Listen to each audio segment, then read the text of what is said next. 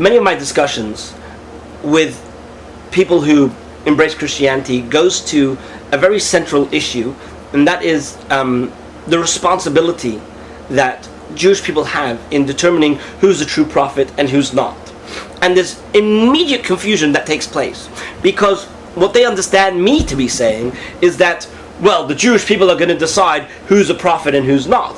That's ridiculous, because God is the one that chooses the prophet. So let's start off with setting straight what I mean over here. God is the only one who decides who is a prophet and who he's going to send to give a message, right? Jews can't come along and say, oh, you know what, Mr. Schwartz is a really nice guy, we're going to send him off to be our prophet and get the message from God. We don't get to decide that. God is the only one who chooses. Moses is a prophet, Isaiah is a prophet, Jeremiah is a prophet. He's the one that chooses. That said, we move into the second stage. First stage, God choosing the prophet. Second stage, God appreciates the fact that when he communicates with his prophets, me and every other person in the Jewish nation are not there to witness this event. So God realizes that anybody can come along and claim, hey guys, I've got a message for you from God. And throughout history, we have had many people who have claimed to have a message from God, and we know, after hindsight, that they weren't really true prophets of God. And I think you actually had an incident where you really highlighted this issue of people being able to claim what they like. With the story in Jeremiah 28, I think you want to give a background to the whole story. I think it's an interesting story to share. Yes, I actually was in the Philadelphia College of Bible, in their library, and I was looking up, I was doing some research on a passage in the book of Acts, and one of the professors in the College of Bible approached me, and he had a conversation with me about what I was doing research on, the book of Acts. The way the conversation turned out, it seemed like this professor wasn't happy leaving it at that. He wanted to say something to me which would put me in my place. So he says, let me tell you the difference between me and you. In other words, between the Christian and the Jew. And I said, okay, go ahead. What is the difference between the Christian and the Jew? He says, I'll tell you, the Christian puts the word of God first and the word of men second. The Jew does the opposite. The Jew looks at the word of men and the word of God as equal, because the Jew puts the Talmud on the same plane like the Jewish Bible. Now that happens to be a fallacy, and it's not true. We don't put the Talmud on the same plane like the Jewish Bible. The way we understand it is the Jewish Bible is God speaking, and the Talmud is the Jewish people collectively listening to God and having a discussion about what it is that God said. Let's try to understand this together. But that's a different issue. That's not what I told him. What I told him is I wanted to put him in his place. So I told him that, no, he has it all wrong. It's not that the Jewish people look at the word of men and the word of God on an equal level. In fact, we look at the word of men as coming before the words of God. So he said, why would you say that? So I said, well, listen here. Do you realize that Jeremiah was accused of being a false prophet? So how do you know he was really a true prophet? So, and don't try to tell me that in the book of Jeremiah describes him as a true prophet, because I'm sure if you'd read the book of Jeremiah's opponents, it would have a nice description of his opponents as being the true prophets and Jeremiah as being the false prophet. So how do you know that Jeremiah was actually a true prophet? Now let me take this question a step further. Is in the day of Jeremiah himself, how are the Jews that were living at that time supposed to determine if Jeremiah was or was not a true prophet?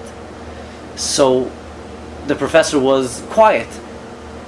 He was quiet, and he was thinking, and he finally acknowledged to me, and he said, well, the Jewish people at some point had to make a determination. They had to decide that Jeremiah was really a true prophet. So I said, so there you have it. You first need to accept the decision of these men, and then you can understand that Jeremiah is a true prophet. So of course, God comes before men. I'm not trying to deny that. But what I'm saying is that God used the medium of men to help us determine. In other words, human beings are going to evaluate a claim to prophecy, and they're going to make a decision as to whether this person is or isn't a prophet. The question is, how are the human beings going to make this evaluation? again, we're discussing very deep and exalted spiritual matters. Is this man sent by God or is he not sent by God? I'll take it a step further. We're talking over here where somebody's life is in the balance. You know, it's very nice for a guy to say, May 21st, the world's coming to an end, and, you know, make these wonderful pronouncements saying that he's sent by God, you know, and when it fails, you know, nothing happens to the guy. He goes and eats a, you know, Subway, whatever, hot dog tomorrow, and nothing ever happens to him. But in the case of Jewish history, when somebody would come and claim to be a prophet from God, the people who he comes to, in other words, you know, we first have to understand something, you know, many people are under this weird impression that a prophet could just like, you know, excuse me for the example, but walk into the bar and speak to a couple of people who are playing cards and say, hey guys, I got a prediction for you, and if he gets it right, then he's a prophet. That's not the way it would work. He wouldn't just go to anybody. He would have to go to the leaders of that generation, and he would have to put before them his claim, and they would be the ones that would have to assess his claim, and if he was proven to be false, he was killed, he was put to death. So this is serious. Let me interject over here. Is if you read the book of Deuteronomy, chapter 13 and chapter 18, you see that the law of Moses legislates how we are supposed to treat a claim to prophecy. In other words, the law is above prophecy. The law of Moses tells us how to treat the claimant to prophecy. If he's a true prophet, God commands us through Moses to obey him. And if he's a false prophet, God commands us to put him to death. So in other words, the law of Moses is legislating our approach to a claimant to prophecy. We can't just decide, well, he looks like a nice guy, he sounds honest, so probably he's a good prophet. That's not enough. No, the law of Moses gives us clear directions of how to treat a claim to prophecy.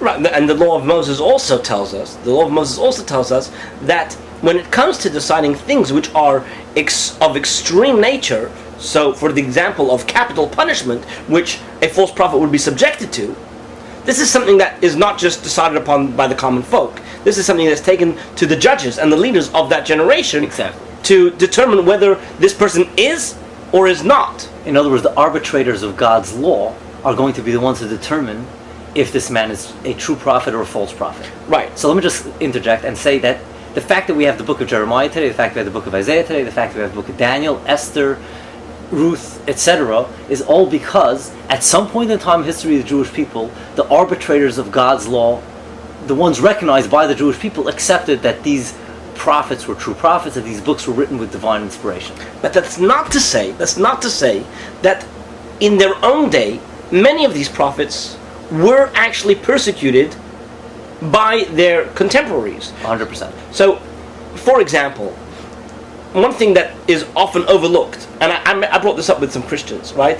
It's often overlooked that when a prophet comes and speaks in God's name, and he says something that God did not tell him to do, this is not only referring to a false prophet, this is even referring to a prophet who has already been confirmed as a true prophet, but yet he has spoken without God commanding him to say something. So for example, a prophet, let's say I was a prophet, I'm not a prophet, but let's say I was a prophet, right? And God came to me and told me, I want you to go and tell the Jews that they have to improve their observance of the Shabbos. And this coming Shabbos, this coming Sabbath, I want them to exert themselves to follow the laws of Shabbat to the best of their ability. And I go over to them and I tell the Jewish people, God has told me to tell you that you got to keep the Shabbos to the best of your ability. And what I witnessed is that Shabbos, they did a lousy job. So being very zealous for the Lord, right, I run back to them and say, thus says the Lord, you guys did a lousy job. But God never said that. But I'm assuming that that's what God would say, right? Then I have spoken presumptuously, and now I'm in big trouble. So therefore, what you might have found in the time of Jeremiah, for example, is that when Jeremiah comes and gives a terrible prediction of what's about to happen, it's possible, I'm not saying this is what happened, but it's quite possible that some of his contemporaries felt that perhaps this wasn't from God. Perhaps what he was saying, even though he's a true prophet, was from his own zeal. And maybe that's why they threw him into the sewers, right? It was only afterwards, when they after, so to speak, the dust settled, that they recognized that everything that Jeremiah said was actually from God. He spoke nothing of his own accord. And so therefore, it's not that the Jews always, even those people persecuting him, thought that he was a false prophet, meaning the righteous among our nation. It wasn't that they assumed that he was a false prophet. They always recognized that he was a true prophet. But for some reason, they weren't always ready to accept everything that he said until the dust settled and they recognized that everything was from God. Correct. I would like to move on to a different aspect of the same discussion, which is in the book of Deuteronomy chapter 13, God tells us to reject a prophet even if he performs a miracle, even if he performs a resurrection or 1,000 resurrections, if he doesn't meet a certain criteria. I've had many Christians, stop me over there and say, well, resurrection is a different class of miracles. And I'm like, could you please just show me anywhere in the text that resurrection is a different class of miracles? And, obviously they're not able to come up with any scriptural sources for this because there are none. There are none. So when we talk about anything which is miraculous, right, we mean literally anything under the sun, any kind of miracle. In fact, the way we see in the end of the book of Deuteronomy, it speaks about Moses' miracles as being the greatest. It didn't include a resurrection. It doesn't say anywhere that Moses resurrected anyone. So in what way were Moses' miracles greater? It's silly to say one miracle is more difficult for God to do than another miracle. That's not what determines if a miracle is greater or not. What determines if a miracle is greater is from the human point of view, in the sense of not if it's more difficult to do, but how much credibility does it have. Let's take an example. Let's assume that today someone performs a resurrection. What does it impact the world? In other words, what impact does it have on the people in the United States at large? Let's say in some backwater town in Tennessee, someone died and someone comes along and resurrects him. Well, how does impact mean here in New Jersey or New York? As far as I understand, this is happening in Nigeria every second day. Somebody's being resurrected. Wait. But let's just try to contrast that with the Mississippi River turning into blood for 7 days. What is the impact of that? Right. Well, let's take a different example. Let's take healing of a leper on one side, or the drowning of the entire army of the world's largest superpower in one day. What is the impact of that? What is the credibility level of that compared to the healing of a leper? So in other words, Moses' miracles were greater, not in the sense of it was more difficult for God to do, because nothing is difficult for God to do. It was greater because God gave Moses more credibility. In fact, after Moses, the person who was granted the next level of credibility was Joshua, who stopped the sun in the middle of the sky, which is something that everyone witnessed. So that's on the level of credibility. Joshua is right after Moses. But the point is, on the level of credibility, Moses was the greatest prophet, and his miracles were surpassed anyone else's miracles. But getting back to the passage of Deuteronomy, God tells us to reject the miracles of a prophet if he doesn't meet a certain criteria. And what is that criteria? If he talks in the name of a God that we don't know, what does that mean? And why is... Maybe he's coming to teach us a new teaching about God, and we're supposed to accept his teaching about God. Why are we just supposed to throw out? Let's imagine this person resurrected a few people and healed a bunch of lepers and walked on the water. Well, this idea of progressive revelation, where I've heard this many times, that you might have one understanding, but God could have this progressive revelation where you can learn new things about God based on these new revelations that were to come further. And what you're really trying to say over here is that, no, it was already solidified in Deuteronomy 13 that there will be no further progressive revelation. Otherwise, concerning this issue, obviously concerning this issue of idolatry. Otherwise, well, then the criteria that God gave us to measure prophets is meaningless. In other words, let's just look at this. God is telling the Jewish people will come to you and make them perform miracles, and you're supposed to reject their claims and kill those people. On what basis? On the basis, I gave you a measuring stick, I gave you a gauge to use in order to measure these people. And if these people crash into that gauge and fail according to the measuring stick that I gave you, zap, they're supposed to be killed. You're supposed to reject their miracles. So we can imagine that something's very solid about this gauge. What's so solid about this gauge? And what it is that every other teaching that God presented to the Jewish people is a teaching that was presented via the medium of a prophet, through Moses, through Isaiah, whoever it might be. But there's one teaching that God gave directly to the Jewish people as a national entity, and that is who it is they are to worship and who it is that they're not to worship. So, if a prophet comes and tries to change that, the teaching which God himself presented to us, then we know he's false. We don't have to look at his miracles. We don't have to examine his miracles, see if they're false or not, because in fact, in the book of Deuteronomy it says, God is testing you. In other words, the miracles are real miracles. Yes, he stopped the sun. He turned the Mississippi River into blood for 7 days. You don't have to try to say, no, it was food coloring, it wasn't blood. Yeah, it was blood. God made that happen in order to test you, to see if you're going to abandon his covenant or you're going to remain loyal to his covenant. And the covenant that God sealed with us at Sinai is a sealed covenant. It's a marriage. There's no progressive revelation in a marriage. A marriage. Let me give an example over here, so that the viewers can actually understand what's going on over here. You know, when I speak to Jewish believers in Yeshua, like Christians, right? One thing that, you know, is quite, what should I say? I don't know what to call it, but you know, this idea that they're so sure about what they believe, right? Is something which, on one level, I admire, and I'll explain to you what it means that I admire it. I admire this idea that there are no questions for them. They're dead set in their way. For them, something so profound has happened to them, something so clear has happened to them that they are 100% sure. So let's throw something into the mix over here. Some guy named Jesus from the other side of the border, from Mexico, comes along and he claims to now be an incarnation of Jesus. And he says, guys, if you want to have heaven, if you want to enter into heaven, if you want to spend an eternity with God, you need to follow me.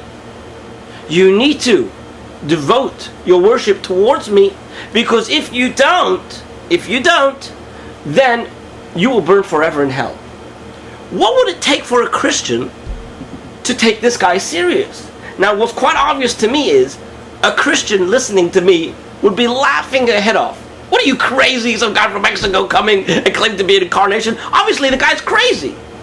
But what the Christian fails to do is to take what I've just said and transpose that into the discussion between Jews and Christians. Because as far as Jews is concerned, when you say something about Jesus in those same terms, I'm laughing my head off. Because just like the Christian is sure that this guy is a Looney Tune, I'm sure that anybody coming with a claim that I'm supposed to direct my worship towards anything but the God of Israel, the creator of heaven and earth. In other words, this idea of directing my worship towards a human being who was born of a woman, who needed oxygen to live, just like I did, who lived with my ancestors and died, that I should direct my worship towards him as a representation of God. To me, it's ludicrous. It's ridiculous. I laugh at it. It's not something that I have to consider whether the resurrection did happen or didn't happen. It's a joke. It's an absolute joke. Just like the Christian would be laughing at this Jesus that comes from Mexico saying that he's an incarnate of Jesus. So this idea, what you're trying to say is that there's certain things which we are 100% sure of. And the idea is that there is the God of our ancestors whom we worship with all our heart and with all our soul. And there is no room within our heart to direct any of that worship to anybody else. And this is something which is clear. This is something which we have no doubt about. This is not a question of, oh, I'm not sure what to do with the resurrection. The resurrection is a joke. It's completely irrelevant. And what people need to appreciate is that when you talk about accepting Yeshua, accepting Jesus as someone's personal Lord and Savior, to accept him as the Messiah, which the Messiah here doesn't just mean a Davidic king that is to come in the future at a time of universal peace and universal knowledge of God. That's not all it means. What the Christian's asking me, the Jew, to do is to accept him right now today as my sacrificial lamb, my lamb that comes to atone for my sins, to accept him as the second person of a triune Godhead, to direct my devotion, which is supposed to be exclusively to my Creator, the one who holds the breath in my nostrils, and direct it towards a man who lived on earth. They have to realize that in order, well, it's just impossible, but just they need to think on their own terms, that what safeguards do you have in place to make sure that you are not led astray from your beliefs? You need to recognize that I have those very same safeguards to prevent me from ever doing something which God considers the worst act of betrayal, spiritual adultery, worshipping another God, a God that my fathers did not worship. Let me word the same concept in different words. Is that throughout the books of the prophets we find that God compares his relationship to the Jewish people to a marriage. In other words, a marriage, there are different types of relationship in the world. There's a relationship between two brothers, a father and son, employer, employee. Most of those relationships don't need other people to know about them. If someone is my brother, whether people know about it or not, he's still my brother. But a marriage is a type of relationship which is meant for the public. Two parties in a marriage re-identify themselves, rename themselves on the basis of the marriage. I am now no longer just a single man. My identity changed, my name changed. I am now the husband of. My wife is no longer a single woman. She is now the wife of. It's a relationship that's meant to be portrayed to the public. When you see a Jewish person praying, you know who he's praying to because he is married to God, or she is married to God. You know who he's not praying to because God called himself, I am the God of Israel, and he called the Jewish people my nation. And throughout history they're supposed to carry that. They're supposed to carry this connection to God and portray that to the world. We are God's people. Our hearts are pledged to God. God says you should love the Lord your God with all your heart, all your soul, all your might. There's no all means all. There's no room for anyone else. There's no room for anything else. This kind of dispels a notion that's, I suppose, what's the word, alluded to in the Christian argument, where the Christian would, so to speak, believe that Jews had a very hazy understanding of who God is until Jesus came along, and then they had the full revelation of who God is, right? In other words, yes, Jews did have some kind of encounter at Sinai, but they didn't really know who it was they were worshipping until all of a sudden Jesus came along, and then now we know who we're supposed to worship, which is absolute nonsense, as you point out. When you talk about a relationship, to assume that a person could engage in a meaningful, deep relationship, which we know David and Hezekiah and all these other great people in our history had, was missing some kind of revelation as to who they were having a relationship with. And likewise in every single one of our lives. When I worship God, when I pray to God, I know exactly who I'm talking to. I don't have any confusion about who I'm praying to. I know exactly who I'm praying to. I would go back to your analogy. Imagine someone comes along and claims to be the fourth person in a God in a Godhead and a new incarnation of Jesus, and he would tell Christians that their worship and faith in Jesus is meaningless unless they also worship and direct devotion towards him and believe in him. So which people are likely to accept such a claim? Are these people that are totally devoted to Jesus, or people that don't have such a great devotion to Jesus, a great understanding of Christianity, that would follow such a claim? If someone whose heart is completely devoted to Jesus would never accept such a claim. Right. And just transpose that one step back. If someone has his heart devoted to God, then how's he going to accept the claim, you don't really believe in God. You have to believe in Jesus in order to also believe in God. What does that mean? Right. And then this actually goes a step further into another issue, and that is the idea of the canonization of the Jewish scriptures. Because many people will come along and start talking to us about things that are spoken of in the Greek scriptures, in the Christian scriptures, as if this is supposed to carry some weight, right? I mean, doesn't Matthew say this, or doesn't the Gospel of John say that? And they're speaking to me as if I'm supposed to give some kind of authority or weight to what they're quoting, and quite clearly I don't. As far as I'm concerned, the book of Matthew and the book of Joseph Smith, right, the Book of Mormon is just exactly the same. The way I would word it is the same way I know that the Jewish scriptures are authentic. That same method, that same gauge tells me the Christian scriptures are not.